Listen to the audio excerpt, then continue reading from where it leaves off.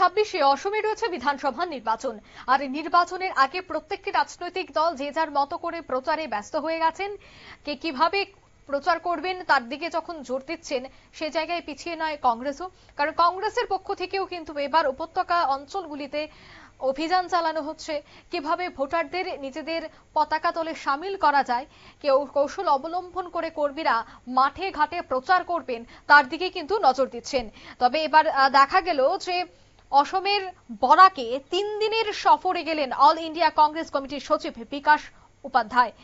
এদিনের অন্তিম দিনে শিলচর জেলা কংগ্রেস ভবনে একটি সাংবাদিক সম্মেলন তিনি করেন।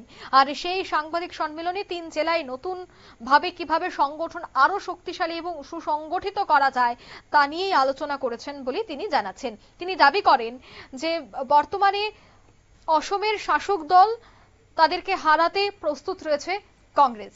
তাদের অঙ্গ সংগঠনগুলি মাঠে ময়দানে কাজ করছে এবং তিনি 3 দিনের এই সফরের পর আগামী দিনেও অসমের একাধিক সভায় তিনি অংশগ্রহণ করবেন। কি বলছেন তিনি শোনাবো একবার। भारतीय जनता पार्टी के पास कुछ नहीं है बोलने के लिए।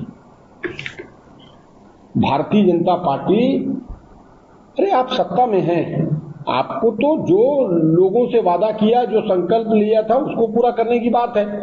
कभी गौरव गोगोई जी को पाकिस्तान से जोड़ देते हैं, कभी अमर मंगला के बात पर रविंद्रनाथ ठाकुर जी, रविंद्रनाथ टैगोर जी कौन है, क्या है, भारतीय जनता पार्टी को इसकी परिभाषा समझाना होगा। और खुद नरेंद्र मोदी जी खुद जब वेस्ट बंगाल में गए थे चुनाव प्रचार में, तो इस गाने से उन्होंने शुरुआत की थी।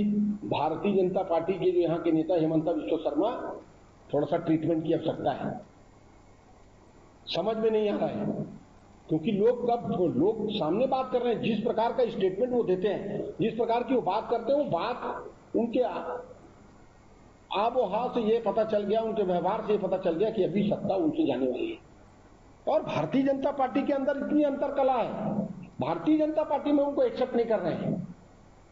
अभी भारतीय जनता पार्टी के जो लीडर हैं वही उनको अंदर से एक्सेप्ट नहीं कर रहे हैं। सब बहुत सारे लोग हमारे नेताओं के कांटेक्ट में हैं, उसकी संख्या को आप इसीलिए बता नहीं सकते क्योंकि आप ग्राउंड के नेता से लेकर बड़े लीडरशिप तक हर जो भारतीय जनता पार्टी का नेता है, वो जो का बेसिक नेता है, वो हेमंत शर्मा से दूरी बना के बैठे हैं। पूरे আপনারা শুনলেন ঠিক তিনি কি বললেন। অর্থাৎ বর্তমান শাসক দলের দিকে তিনি অভিযোগের আঙুল তুলেন। একাধিক বিষয়ে বর্তমান শাসক দলকে তিনি তীব্র আক্রমণ করলেন। অন্যদিকে বরাক সফর শেষে অল ইন্ডিয়া কংগ্রেস কমিটির সচিব তিনি জানাচ্ছেন যে আগামী দিনে কংগ্রেসকে জনসংযোগের মাধ্যমে আরো সক্রিয়ভাবে জনতার পাশে দাঁড়ানোর নির্দেশ দেওয়া হয়েছে। নিয়ে নিচ্ছি ছোট্ট একটি বিজ্ঞাপন বিরতি, সঙ্গে থাকুন।